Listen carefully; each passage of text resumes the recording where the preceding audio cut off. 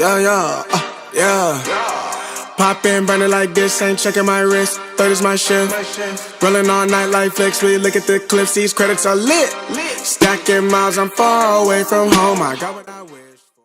Welcome back, everyone. DALEX Part 3. I'm Dan. I'm Alex. How are we all doing? Thank you as well to everyone who supported the channel, liked, subscribed, commented. We really appreciate you. And today we're doing what makes a good man. Yeah, super keen for this conversation. It's an important one.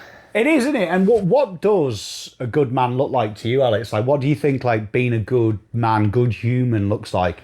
I think it's being like a good man, like good human, is someone that, you can have mature conversations, can keep their mates kind of, if their mates go out of line or something like that, they can, put them in check a little bit. Someone that, has good morals, good foundations, someone that's honest, just all those, neat little things. I think that's what makes a good man. Someone that's not too controlling either, like if they have a girlfriend or partner, whatever, just put their trust into their partner and, yeah. Yeah, we kind of live in that world, don't we, as well? I think where you hear toxic masculinity a lot. That is something that I hear an awful lot. And I think you touched on it there where you said controlling. I think like a lot of people get confused that being a man doesn't mean that even though you're meant to be a leader and that's one part of masculinity, doesn't mean you're overbearing though and you're controlling. Yeah, I feel like there's limits of being a leader and being, in control. When you have like a girlfriend or a wife or whatever the case may be, you should always allow, let's say your partner or whatever, is going out and, what they have on, they chose to wear. Whatever they choose to wear, you should put your trust into them. You should be behind your woman or, and always, trust them. Make sure she knows that I'm behind you. I trust whatever you do outside here. No, I agree. I remember one of the best lessons I ever had is in year 10. I was captain of the football team. Yeah. I remember my granddad gave me that honour for the pre-season, and I remember him saying that as I got a bit older, being a man is like being captain of the football team, where he was like, I am not going to tell the midfielder how to play. If he's good at something, I'm not going to stop him doing it to make my life easier. Yeah. I'm going to encourage it, knowing that he'll make endorse my it. life. Endorse it a little And bit. he used to say to me that your midfielder's a striker, is going to pass you the ball to score your goals. You're not going to interfere with his style of football. You're going to merely cultivate it because him doing what he's good at makes you a better player. 100%. Yeah, it's a good analogy. Just boosting each other up. I think it's especially in like relationships and friendships and stuff like that. If you boost each other up, it goes both ways. That positive energy bounces off each other, and that's what you want. You don't want negative energy. You don't want that. So if you're going to be negative, that's the exact energy that's going to be bouncing back. It's almost like two mirrors. That energy is going to be bouncing off each other. Oh, 100%. And I think that's a big thing with masculinity. Like when I was growing up, with my nana being a gypsy, she used to say that females have a nurture instinct and males have a protection instinct, and together nurture and protection is perfect. Yeah. So like that being said, I think like with people talking about masculinity, I think people take the traits of masculinity to make it bad. Like men are big, men are tough, men are strong, men are aggressive. Yeah. But all them things are part of being a man. That you talked about control. I think the only control a man should have is in themselves. 100%. Yeah, like I think controlling your emotions is probably the biggest thing that I think like men need to be able to control, because you can't let your emotions boil over, and you don't want to be caught up in the heat of the moment, because if you're always caught up in the heat of the moment and if you just let your emotions do the talking, you're probably going to have a lot more regrets later down the track than if you just control it and you kind of talk it out or whatever the case may be. Oh, 100%. And I think having releases as well, like I think a lot of guys, like my kids, they're coming up to the teenage years. Yeah. So you've got a lot of anger. I remember when you've got suddenly all these emotions come out of you. You've gone from playing with your action men to now like your brother, you just want to hit him over the head. Yeah, the emotions up. And that's why I think, like, for me, sport is a real good example where you can go and yell at your TV. I would say that's probably the only time I genuinely get angry now. Like, and I actually think that kind of helps me regulate because it's so irrational that I don't get that angry when my kids do something or if someone upsets me. It's a crazy mindset. Yeah, you take that, you find that release of where you can kind of channel all your energy, whether that's like going to the gym or, you know, doing your sport or watching a sport. You know, I do notice myself yelling at the TV a little bit, especially if, you know, you get a goal kicked on us. You can tell, I'm going to lock up. And I think it's important to learn from a young age as well. Like I always say to my kids, there's like righteous anger and then stupid anger. I always say it to them where like, I don't mind you getting angry watching the football or the soccer. But you've got to know that there's a time and a place. We don't bring that because your brother has eaten the last cookie. Do you know what I mean? That's something I learned from like a young age as well. Like I remember once I was watching the footy. It was actually against North Melbourne in COVID times. And North Melbourne, like it was this time, North Melbourne always beat us and I was too young to really understand the game at the point. But I remember they kicked a goal at half time. We ended up winning this game, so keep that in mind. But we got a goal kicked on us at half time and there was just like a slip on the floor, so I kicked it and like it hit like a little like a plant or something. And Mum gave me my lessons straight away, and never again I noticed control it. So you're absolutely right. There's a point of where you go too far, and it's really important you don't go that extra step over the line. Otherwise, it can really have a lot of repercussions. No, I agree with you. And going back to like the captain analogy, I remember my granddad saying it was a great lesson, saying that when you are the captain, so we'll use that as the metaphor for being a male. Your job as well is to improve quicker than everyone else. He always used to say to me that being captain of this football team, you've got to lead by example. So I want you at training earlier than everyone else. I want you staying behind the training. Set the benchmarks. And I remember one of the things that always confused me, because I used to think being a captain was easy. He used to say you should have a hunger to learn. So he was always big on go and ask the midfielders who can use the ball better than you for tips. And that was a big thing that I've noticed as I've got older. Doesn't mean you're weak if you ask someone for help. Like I do it all the time. I've done it with you with fitness. You're better than me at that. So I've got to humble myself, and a good leader is learning off someone else so you become a better package. That's something I'm learning as well, is definitely try and just kind of drop my own ego and realize I don't know everything. I need to come to help. And I think I've come to you a couple of times, especially like with the YouTube stuff. Recently I started a YouTube channel. You know, I don't know it all. You've been doing it a lot longer than me. I'm like, who better to ask than someone that's been in the game a lot longer than me? They've learned these type of stuff that I'm going through, and they can definitely give me a hand out. Reach a hand out to me and help me out. Why not take it? 100%. Otherwise, it's going to be stuck. And you don't want to be stuck. You want to keep going forward. So building each other up and growing with each other is a great thing. 100%. I mean, look, as silly as it sounds, my young kids, especially David, my eldest, is like a whiz with shorts. So he is like in that zone now of anything over a minute is too long to watch. So I'm a bit like that. Give me a Subway service on the screen. So I use him because I can watch 30-minute content. When I'm trying to make my 30-minute content into a short, I've started to leech off him and go, like, come here, tell me which minute you like the best that hasn't made you flick. And like, it's weird because I'm like asking an 11-year-old boy, but his eye is literally, if you say 3 words that are boring, he's like, next.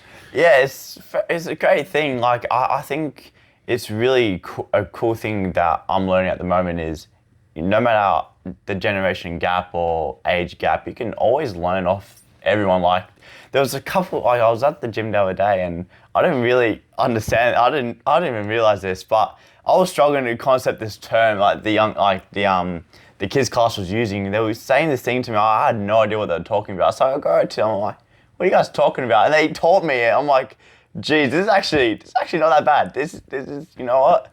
Thanks, guys. So it's a good thing. Yeah, I genuinely enjoy it because the 6-7 that came out. Yeah. like my two boys were doing that. Like they were playing Fortnite, and they someone said how many kills did he got, and my littlest went 6 or 7, and everyone in the group chat started going off. And I'm like, am I missing something? Yeah, I made a promise to myself I wasn't going to do it now, but every now and then I do catch myself looking at the time, it's 6:07, like, oh. Yeah, it genuinely confused me. And then, like, when after they'd finished, they like showed me this like kid at a football game in America. Yeah, like, it was like this basketball game or something like that, and ever since then it's just like, I don't. I'm like, how has this gone so viral? I mean. But we talked about like the misunderstandings. Like you talked about learning. Like what kind of things do you look for in like traits in people that you're looking to improve yourself? Not too much like improve myself, but a trait that I look for in people is definitely like just honesty. I think someone that's just plain honest and, you know, tells you the truth and doesn't try to lie or twist a truth and just kind of says it how it is something I always look for. That's definitely like the first kind of green flag in a person is like if they're just honest, tells you straight, doesn't bullshit around, and just gets to the point.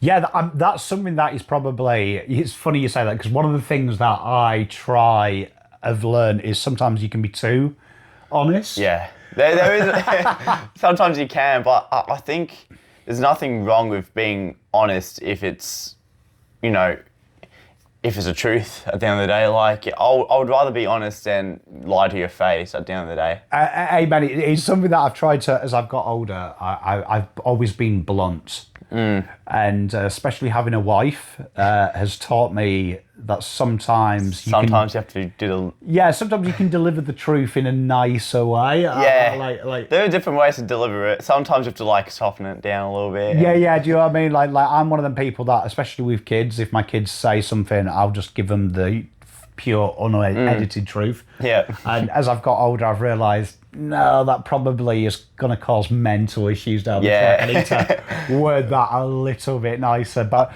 no, I agree with you. I think honesty is huge because I always, it's something that I tell people in YouTube as well. And you see quite a lot on YouTube. We touched on it in episode 1. People fake what they are because 100%, the internet's different worlds, isn't it? Like it is. Like everyone. It's its own universe, isn't it? Well, yeah. No one knows your history of what you tell them. You can create it, but I always say to people starting YouTube, be yourself, because I actually find it easy. If someone hates you for you, that's okay. I always find it worse if you try and play a character and then someone's being mean to you because of the character. My brain works, well, I'm pretending to be someone else, and this guy hates the guy I'm pretending to be. But in reality, I'm actually not that guy. Yeah. So I actually find it easy. So I actually think for me, as a dad, I'm going to say this to the world. And I used to get told it as a kid and never believe it, but genuinely as a dad, I'd rather have the truth than find out you've lied. Like, no matter what you've done. Like, it's hard to build that kind of trust as well back. Like if you get caught out on a lie, it's hard to build it back. So. But I mean, look, trust me, as a man that has told a few lies growing up, they always come back and bite you. Yeah. And I think every lie I've ever told, whether it be in a relationship, to a mate, to parents, has always required me to have another 10 lies after. You have to start building a lie for the lie. Yeah. Do you know what I mean? We were just talking about it. We had a coffee before we did this. We were talking about your mate who panic lies to cover up a night out. Genuinely, that is what happens. You tell one little small lie about, no, I wasn't here at 10 o'clock. But then you've got to create a lie for where you were at 9, 11 o'clock. Yeah, it's... before you know it, like... It's a trail effect. Yeah. And then, as a parent, I always feel the worst thing is when you bust your kids with a lie, you then have that horrible thing of, why did you have to lie to me when I wouldn't have been angry? But now I am angry because you've lied to me. Yeah, it's a weird chain of events. It's definitely a weird thing. I think, like, coming from, like, a kid point of view, I think kids are very scared to, like, get in trouble or something like that, like, if they tell the truth on the first go. But I think if you can kind of reverse the mindset of, if I lie, I'd be in more trouble than I would if I just tell the truth, get the lesson learned, and then go on with life. Instead of, every time I talk, I don't want my parents thinking I'm going to be lying to them. So that's something that my mum definitely told me. Just just be honest with me. I know anyway. Like, she already knows before I open my mouth if I'm lying, if I'm telling the truth. Just be honest. Get it done. 100%. And like, I always find as well, like, when I look back, when you've, like, I always consider as well, I tell my son this, that not telling me is lying. Yeah. Which he's the same as I was when I was his age. I'm like, what the fuck do you mean? That makes no sense. Yeah. But like, I always think sometimes not telling the people around you, you need the help because you try and pretend everything's okay, or you pretend you're on top of it. Usually when I look back in my life where I've not told it, that it was probably fixable, the situation, if I had help. Yeah. Then when it's all blown up in my face and I'm like, oh my God, now you've got to repair 10 years of bad work as opposed to 10 minutes. No, 100%. Yeah, absolutely. Yeah, nailed it on the head then.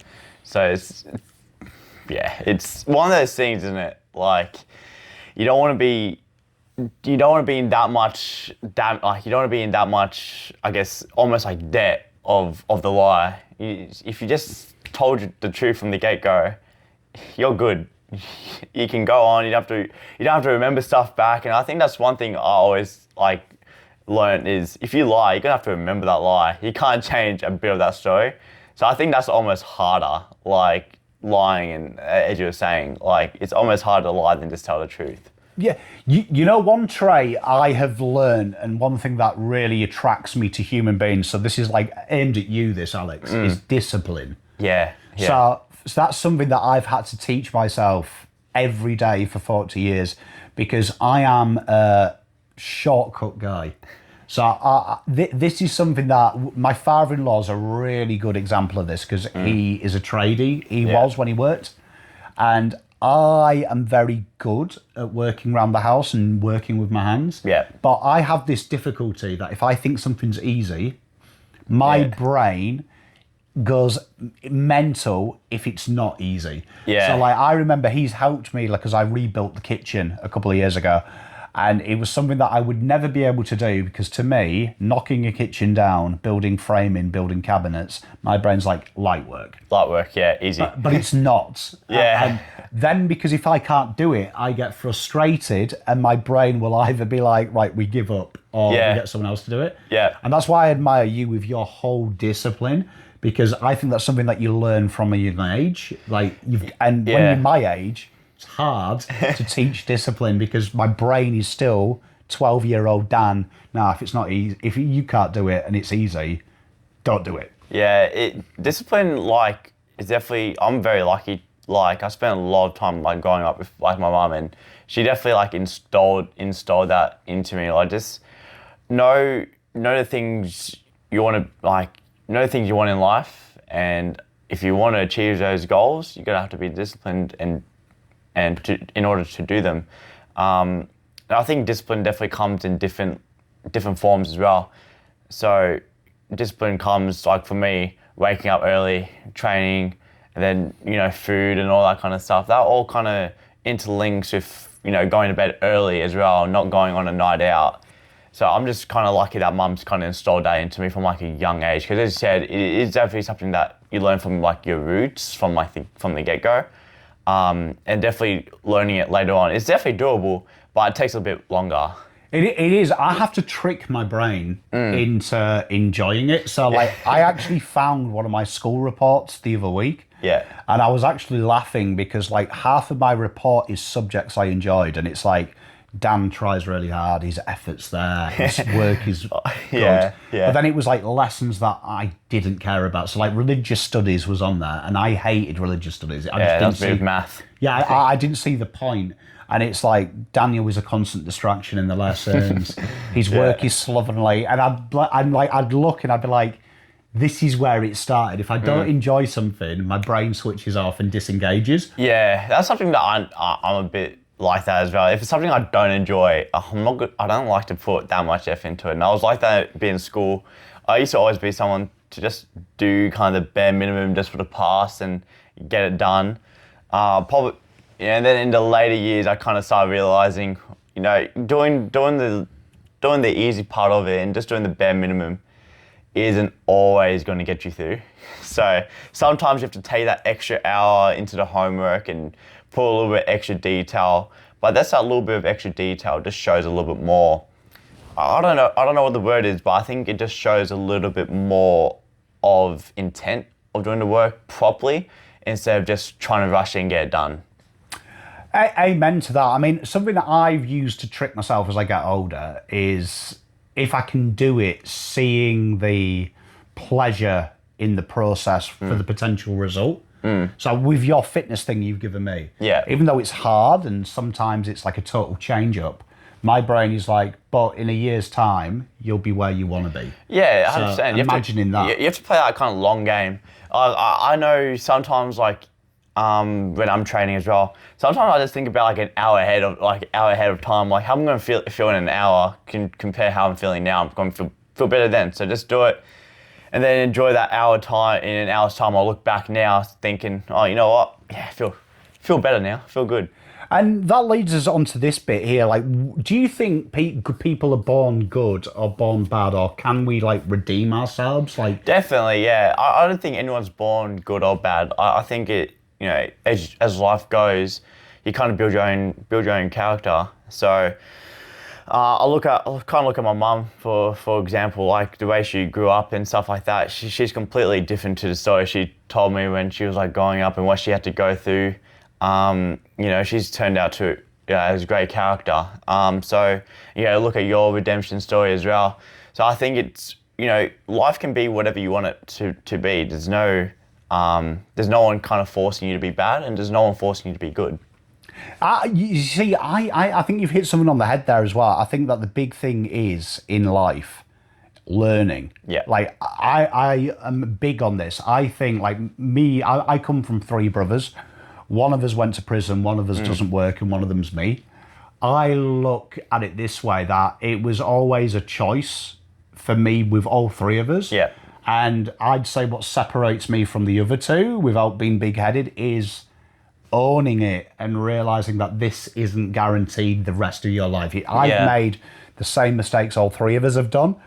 Sometimes more. I would say out of the 3 of us, I've had the worst mistakes doing drug addiction, but I would say I learned from it. Yeah. And didn't force myself down that path. I think, you know, in life there's always a choice that comes, you know, a little turning point in life. You can either keep going down that same road that if you're going, you know, not so well, you can either keep going down that road and see where it takes you, or you can just, you know, reflect on it, look at it and take that moment just to be like, this is not the road I want to go down, and take that turn to a different path. And I think it's a great thing that life gives you that choice. It does, and like it leads us on to our next big subject, which I think is a big problem. And I want to put this to you and the audience. I think it's comfort zones. That I think nowadays, looking particularly at my kids, everything is a little bit easier to access. Where, like for example, when I was a kid, if your favourite TV show was Friday 6 o'clock, if you missed it at 6 o'clock, you're not watching it. do you know what I mean? Or you hope one of your mates had recorded it, or you waited like 2 years for it to be a rerun. Nowadays, it's like, oh, I missed it. It's on Netflix though, so I can watch it. I can watch the YouTube clips of it. So I think we do live in a world, and I think even my era as well, comfort zones sometimes hold us back, don't they? Yeah, comfort zones kind of, the way I look at it, comfort zones kind of destroy the ability to take risks. And you never know what a risk can you know, where it can take you. If you don't take risks and if you don't go outside your comfort zone, those are where the opportunities are built, and those are where the opportunities come from. If you're always kind of stuck in your same little routine, and you don't want to go outside of that, if you don't want to go outside what you know, it's kind of fear of the unknown, isn't it? If you keep fearing it, you're never going to know what's in that unknown. It could be a great opportunity, but you would never know because you didn't want to go out and take it. Yeah, I always think one of the big ones you just said there, like the fear, like there's so much fear, isn't there? Like, so I'll just look at personal examples, like with addiction, the fear of embarrassment was a big thing for me. Like, I know this sounds ridiculous, but asking for help, I knew would come with, why do you want help? Yeah. And then you've got the fear of failure and embarrassment of doing something wrong. And to go back to like the comfort zones, it was probably easier still doing the bad thing, because no one knew and I could hide it versus announcing it to the world. And then a bit like fitness, as you'll understand, it's hard. The journey is hard to get the end goal. It's hard to change. Yeah, like with like the fear of embarrassment and like the fear of like kind of failure as well. I was like, I remember like in school, I never wanted to ask for help because I never wanted to like stand out from everyone else. So I always kind of wanted to fit in and, you know, don't want anyone to know like I'm different to them or whatever. So I used to always keep my questions kind of to myself, and I used to struggle with it heaps. And as I'm getting old, I'm still trying to get better at it. But it's almost that fear of embarrassment of people will be looking at me, people will be judging me, people will be thinking, oh, does he need help with this? Does he need help with that? It's like, yeah, but I don't want to come out and say it. Yeah, you know what? It's weird. I remember when I first passed my exams to coach golf, and I did school golf lessons with groups. And I used to feel like you when I was a kid. Shit, I don't want to ask the question because I look like an idiot. Yeah. Right. But then some kid would ask the question, and I noticed everyone in the class would be frantically writing down the answer. Yeah. When I started coaching kids, I remember that the kids that would ask the questions where they might get chuckles from others, 50% of the class needed to ask that question. Yeah. And it's a real thing. It used to make me laugh because I remember like you doing the grips with the kids and like you'd have one kid say, does my thumb go here or there? And there'd be some idiot going, what an idiot. Yeah. And then I'd watch down the row of the class and half the kids are going, oh, he wants my thumb here. Yeah. And it's like, it made me think that most people stay quiet because it's stupid, where the real intelligent person asks the question. No, 100%. You actually nailed it then, because it's almost like that person's thinking the exact same thing, but I'm too afraid of being embarrassed asking it, but they're not. They're just going to say it. And I think if we all had that kind of mindset of just like, oh, you know, if I can just ask the question without, you know, fearing about it, man, how good would it be? But yeah, you nailed it then. You know, I used to have a saying when I coach golf, and I still use it now. There's no such thing as a stupid question, just a stupid answer. Yeah. And in my experience, ask questions like that's such a big. I think that's something talking about masculinity. Asking questions is huge because knowing the answer, knowledge is ultimately the real power. Yeah, 100%. Like, I think masculinity, like, people think, you know, that means I need to know everything, but in reality, no one knows everything. So, you know, coming out and asking for some help and asking for different knowledge is super important, like super, super important. What's a big risk? So you do the ultimate brave thing. You box. So I can't think, like, when you talk about superpowers, I think getting punched in the face for fun is pretty high up there. Like, what's the biggest risk you take, and how did you like overcome that risk? Honestly, it didn't even come from, you know, my biggest risk probably wasn't even doing boxing or anything like that. It was actually doing VCE, to be honest. Like, I was, you know, through primary school, I was never like, you know, like the academic rapping per se, and always thought, people said, oh, I'm gonna probably drop out in like year 10 and stuff like that. But in reality, went to year 11. I was originally going to do VM, but I knew in 2 years' time, 3 years' time will come, I'm gonna regret that decision. So just do VCE, no matter like how it goes. If I stuff it up, if I do well in it, whatever, that was never the goal to do well. It was just to complete something, complete the schooling journey the way I wanted to complete it. So the biggest risk was definitely doing VCE, I reckon. How did you find that? Because I remember my exams, like we have similar to you. Yeah. Like it's massively rewarding it when you do it. Yeah, it is. It's almost like, you know, doing all the studies and stuff, like, it's pretty hard. But like at the end of it, you kind of see the celebrations that, like, you know, you get together with all your mates. You guys, you know, we had like a bit of a like a barbecue at the end of the year, just like kind of celebrate the year. And I always, as I was happening, I was like, if I had done VM, I would have felt so bad doing that. You know, kind of find not the easy way out, but kind of doing what everyone said or predicted I was going to do. So it was just about not proving other people wrong, but trying to prove myself right that I could go and complete, you know, this kind of challenge. Yeah, it's weird because I was actually looking back. It was about when I was in my 30s. I had a hunger for learning. Yeah. Like, I kind of missed it. And I remember everyone telling me, and I'm sure people have bored you with this when you were at school, these are the best times of your life. Yeah. You'll never get these years back. I actually found as I got older, you spend like 14 years I did of my life where you're only learning things for your job. Yeah. I actually got that hunger back. It was particularly when my kids were young, because we homeschooled them, but like that hunger to actually learn again, I think is incredibly important because if you can become addicted to anything, I'd say learning is a great addiction. Yeah, the more you learn, the more it sets you up for life, really, doesn't it? Because they say that the saying is like you learn something new every day, and it might be stuff that you don't even realize you've learned, but you've learned something every single day. I agree. You see, my big thing as well with learning is I think it makes you humble.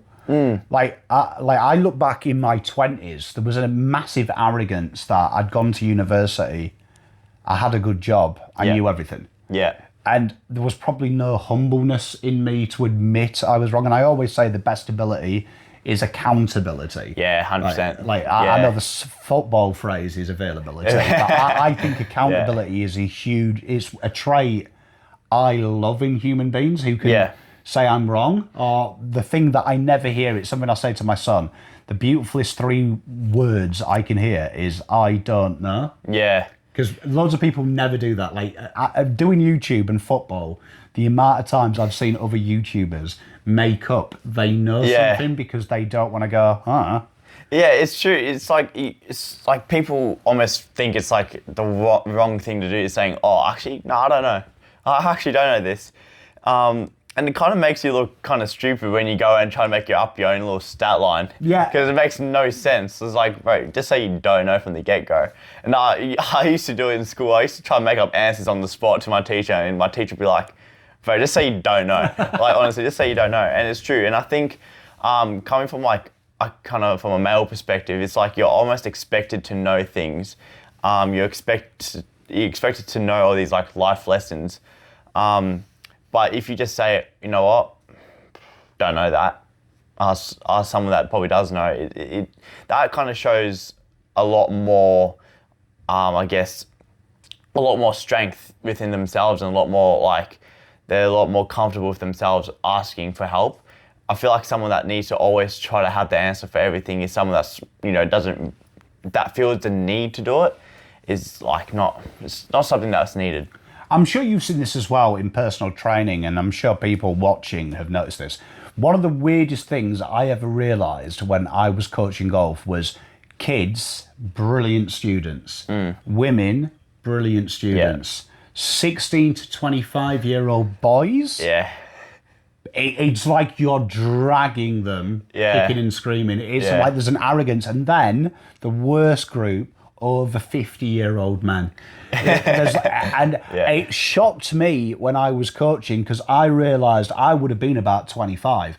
I would have been like, I don't submit to someone who knows better than me. And the amount of times I've had arguments with young men coaching golf when they'll say this, but my mate tells me to do this. And I'm like, well, is your mate any good at golf? And he's like, no. And I'm like, so why the fuck are you listening to him? Exactly. Like, it's like I think it's like a bit of maybe an ego thing or something like that. It is an ego thing. It's definitely an ego thing of just trying to think you know everything, and you think you know what's going on, and you think you know this, you think you know that, but in reality you probably don't know something that you're going to learn. Like the first time you do anything, you're not going to know it from the get-go. It takes time to learn things. It's like when you're born, like you don't know immediately how to walk, and I think that kind of concept goes throughout the whole of life. Is you're learning new skills every single day. You're learning new skills throughout life. You're not expected to know everything, and B, it's okay not to know everything. Like just drop the ego a little bit, and then ask for help when it's needed. Is a good thing. Genuinely, my favourite thing is not knowing anything. It's fun to learn something. I genuinely like being given a subject, and I'm like, oh my god, I don't know anything. This is good. Yeah, it's a lot of it gets to a point where like you kind of enjoy the learning process of things as well, and you learn to enjoy the learning process. Like, And going on to traits and things we were talking about, like, obviously you're at that age where you have a billion friends. You've just come from school and you're in that, I think, the most magical time of manhood, because when I was like 15, 16, I remember illegally drinking. And I remember my granddad telling me that, like, you have like 20 mates, they're all your classmates.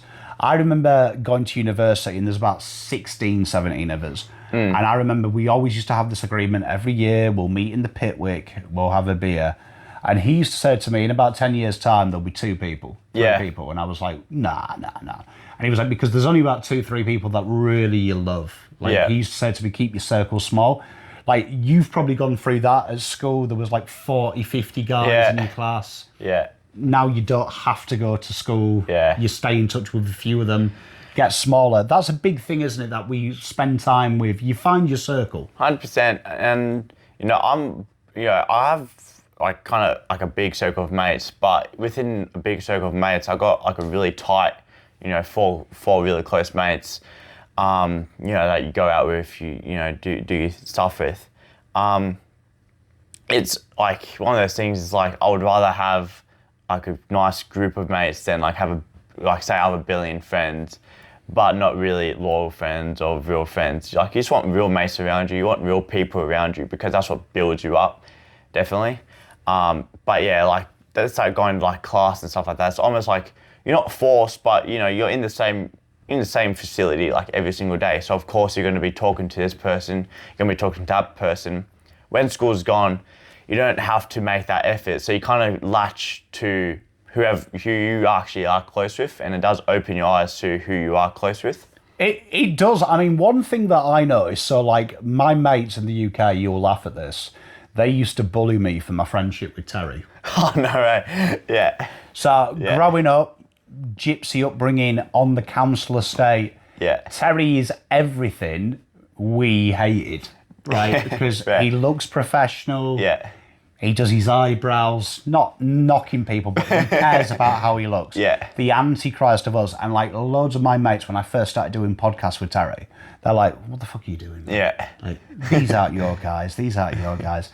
But that is a big thing I noticed from school. At school, you're kind of like forced into your section. Yeah.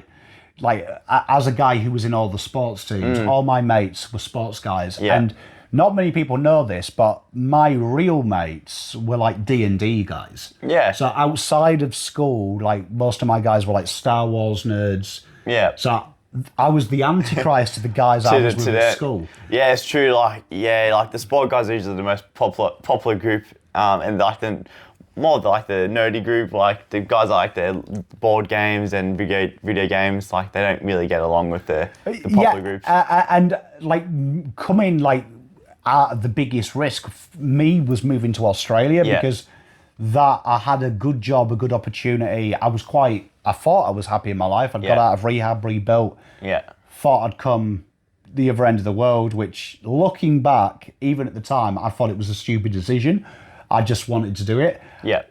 But all them fears were alleviated because I think I've broke a lot of stereotypes. So like meeting Terry, mental. Yeah. Like mental, because genuinely, I wouldn't have worked with him. I know for a fact I wouldn't have worked with him in England. Even if he was working with Carlton like he was, I would have been like, nah, I'm not doing a podcast with that guy. So I think that's a big thing as well. Like when you leave school, getting out of your circle, meeting new people, we should never have them preconceived ideas in our head of the types of people we want to hang around with. Yeah, 100%. You should never have like a category of like all requirements of people you want to be around.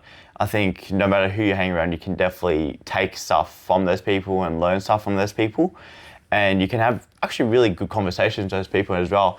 And I think like it's really weird because when you go outside kind of the like stereotype of what you're used to hanging out with, you kind of find yourself having like really good conversations with those like people from like outside the group. It's like, oh wow, you know what, this is actually a really good conversation. I want to be mates with this guy because he knows what he's talking about. No, I agree. It's one of the things that I find weird, about sport, and I think people don't talk about sport enough. Yeah. But that's probably the great icebreaker because, like, we were talking about it on one of the Tuesday shows I do.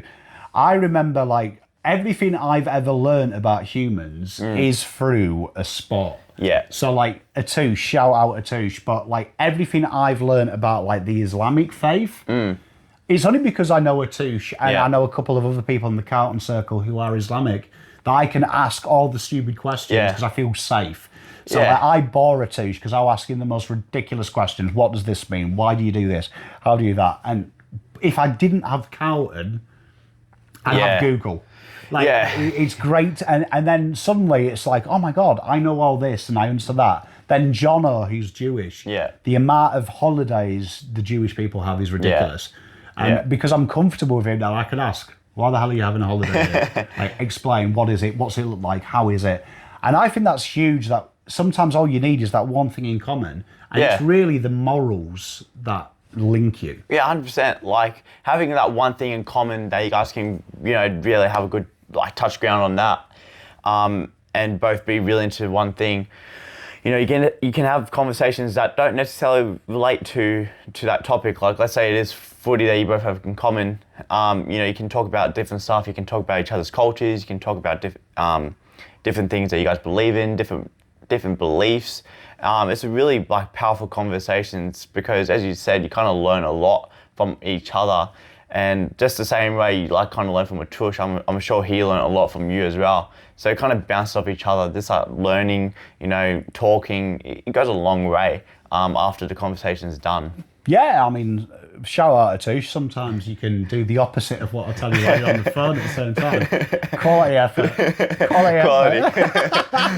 But I mean, on Friends, I mean, look, I wrote down here in my notes that I always believe, someone told me a long time ago, you don't need 100 friends.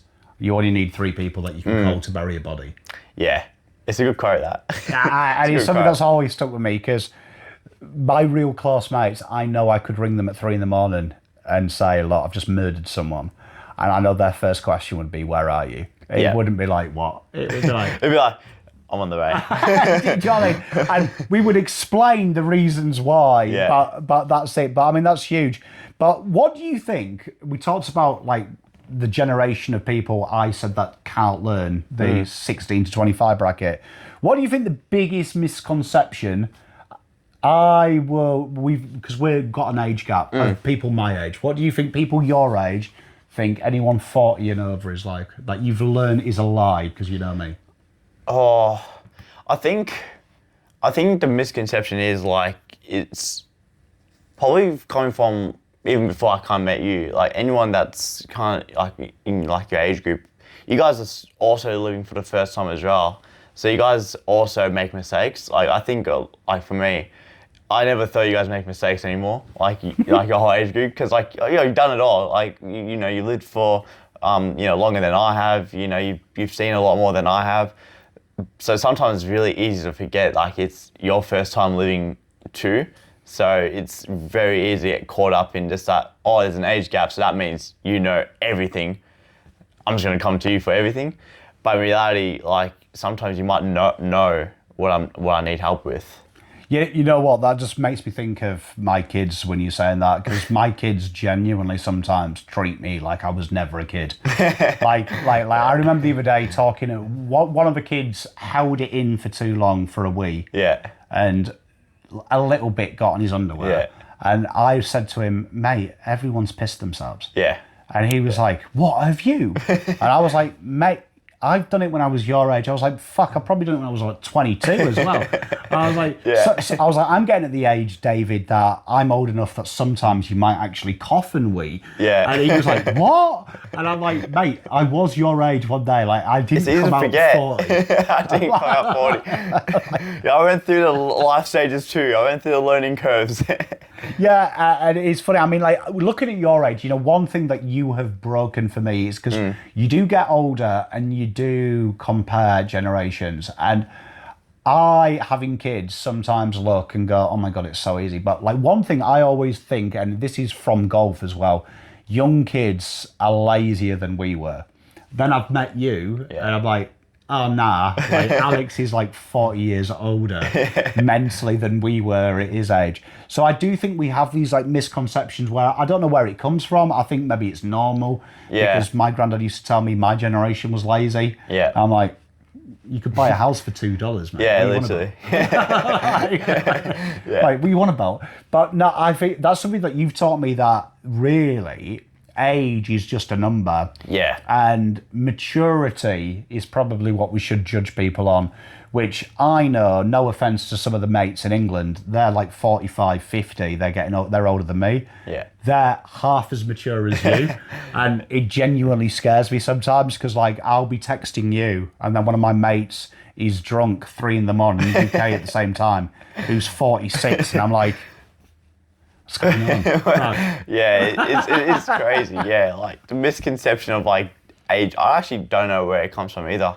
I think it's like, it's almost like preset in our heads, like they're older than me, so that's what comes with it. It's like a list of things that come with it.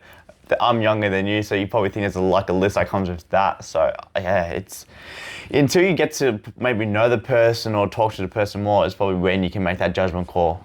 You see, I think that's it. I think we get stuck, even though, like we talked about school, you're in your jocks, or you're a geek, or you're one of the hot people, or you're one of the ugly ones, whatever you think you are. I think we do have that preconception, because I think people don't talk to older people normally. Yeah, and that's it's not like a normal thing to do. Yeah, yeah, and that's like one of the things. Like I remember just before I left the UK, I was coaching the year 11 group. Yeah. And I would have been 25, so I would have been old to them, 10 years older. But they always used to say, oh, you're really cool for someone old. And I'm like, well, 1, I'm not old, I'm still a baby. Yeah. I was like, but 2, thank you. But then I realised the only older people they ever had in their lives were telling them off and not talking about, because I used to talk to my Mrs. Pond, my wife, she's seen me talk to 16-year-olds at golf, and I'll have like off-the-hook conversations about like taking the piss when I'm like, well, what did you do on Friday night? And they're like, oh, we went round and we just played Fortnite. And I'd be like, when I was your age, I was drinking. Yeah, it's true. I was stealing my dad's beer. What do you mean you don't drink? But I think having these conversations, you actually do realise that the only older people I meet usually are complaining about my generation and your generation. Yeah, it's like each generation kind of complains about the generation that's coming up after them. So like soon I'm going to be complaining about the younger generation soon. Can't wait for that.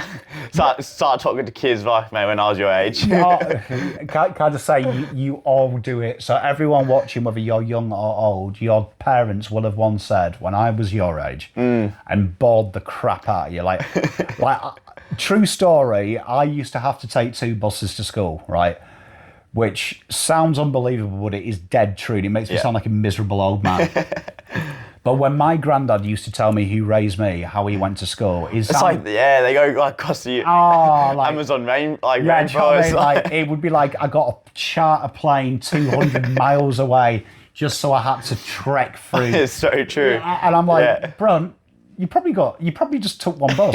But genuinely, it is so true. You start becoming that guy eventually to your kids. Like I did it the other day, where David was like, oh, it's such a mission to go to his friend's house, because he was like, I've got to wait for mum to get back, and then like the traffic is bad. And I'm like, bro, like we used to have to get like buses and bikes and stuff. And David like goes, oh, here we go. And then the dinosaurs chased you. And I was like, mate, this is a true story. And then I realised, oh my God, I've become my dad. Like, I'm doing the thing. I'm doing the thing.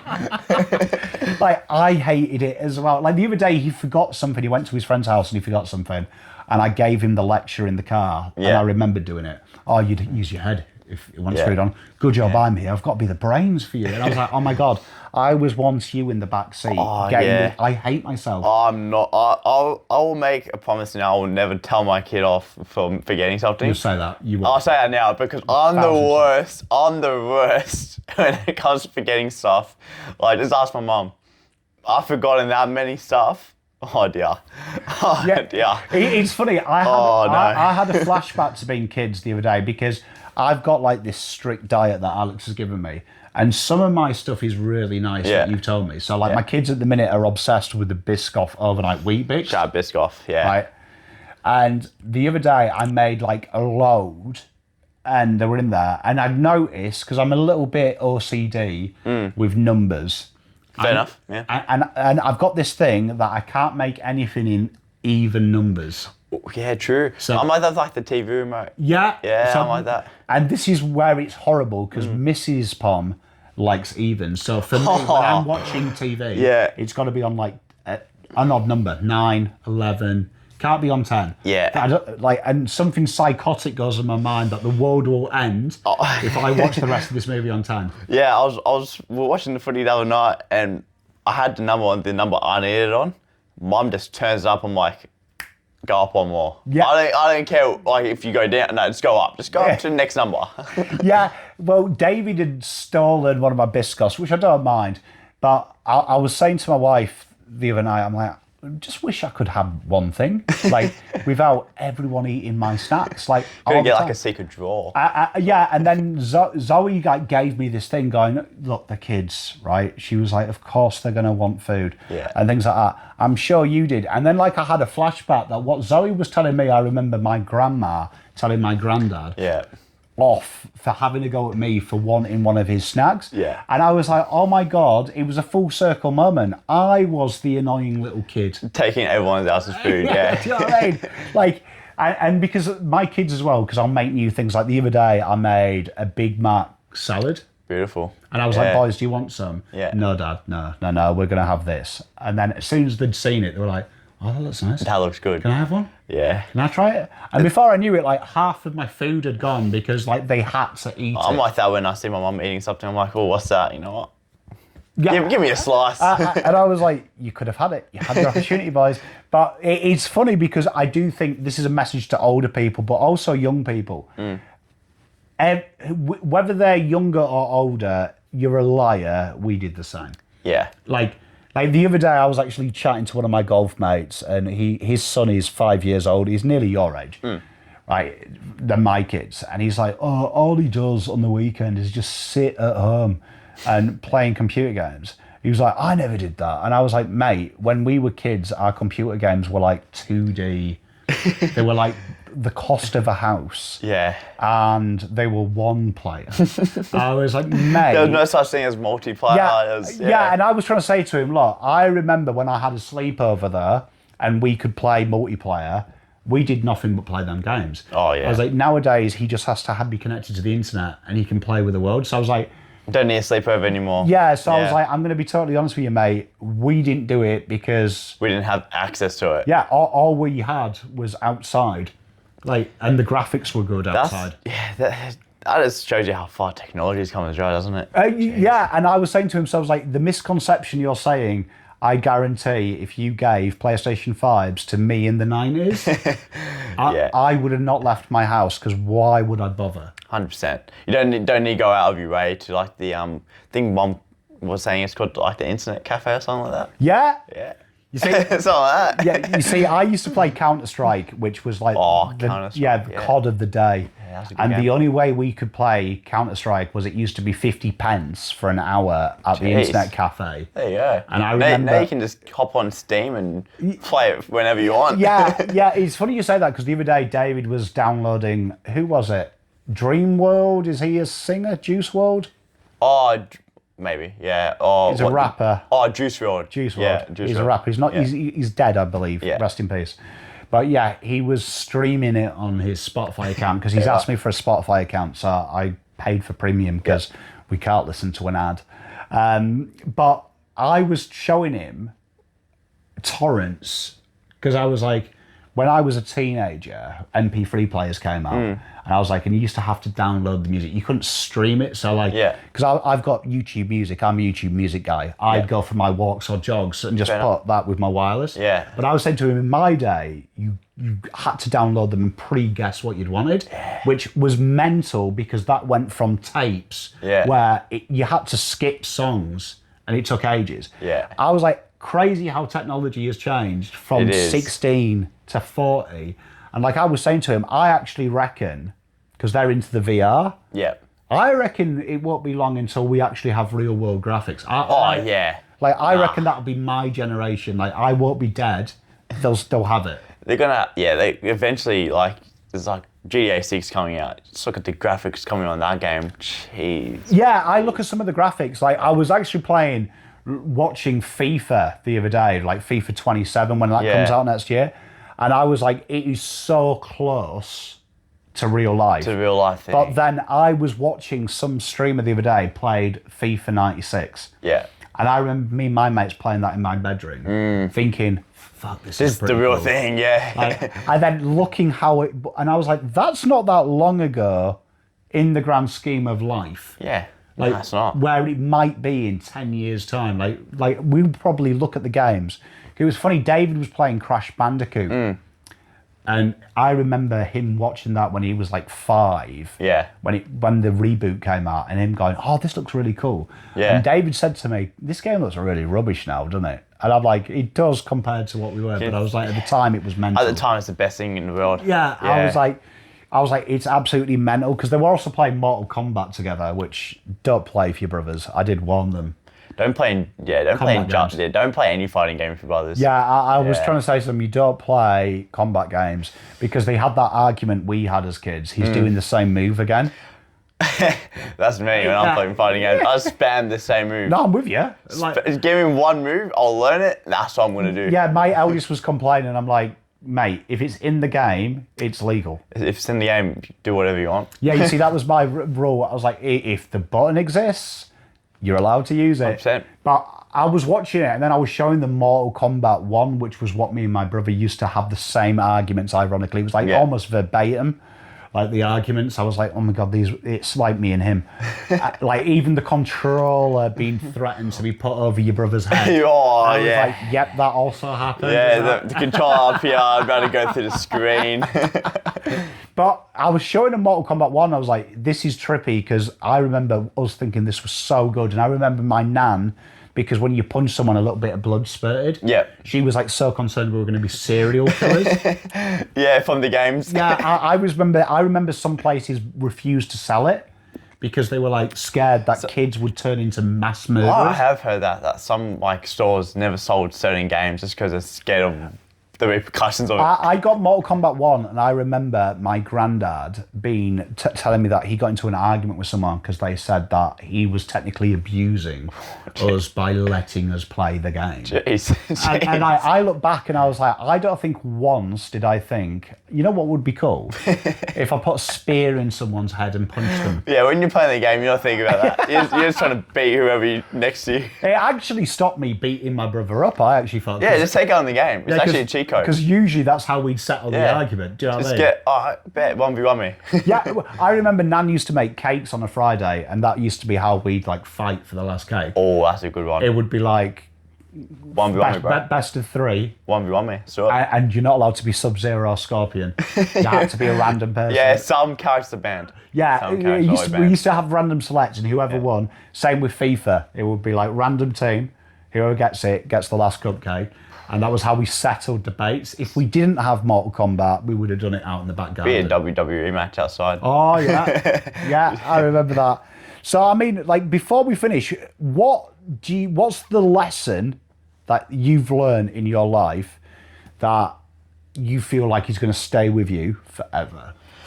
I think one lesson I've learned is always just trying to be yourself. I think just always trying to be you. Always like, I think for me, like obviously, being autistic, like you're a bit different to other people, and like you have different quirks, different personality.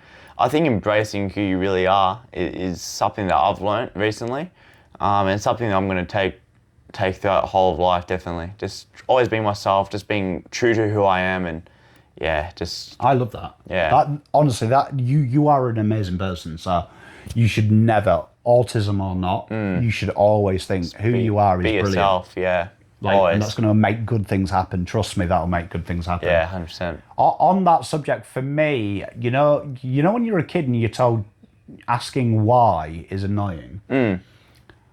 That's something that I've stuck with my entire life. Always ask why. Always ask why. That's a good one. Like, genuinely, don't stop asking the questions. Like, because for some reason, it is annoying. As a parent, I worry, because I make sure I never tell my kids off for asking questions. It's the best thing, because there was a 10-year gap in my life where everything bad happened. I stopped asking the questions. From 20 to 30 was probably the silence, I call it, of my life. Where once I got out of that shell and was like, right, ask the question. If If I don't know it, ask it. If I'm confused, ask it, because that will lead you to the good place. 100%. Just knowing the reason why to something, it's so... Not guessing or second guessing anything. You know the reason why you shouldn't be doing this or why you should be doing that. Yeah, well, I always say prove my YouTube channel. I knew nothing about AFL, and now my knowledge stems from constantly asking why. Oh, thank you. But genuinely, it's because I've asked why. Like, there was one point I didn't know any rule. It started just by saying, why does he do that? Why does that happen? Why does it create the ball that way? Why does he kick it like that? Yeah, man. Yeah, well, everyone, enjoy. We'll have next week, I thought we'll have a more free-flowing conversation as well, where we'll just chat rubbish. But thank you very much. Make sure you hit the like and subscribe. 100%. Hope you guys enjoyed, as always. And we will see you next week. Peace. Go, go, go, go, go, go.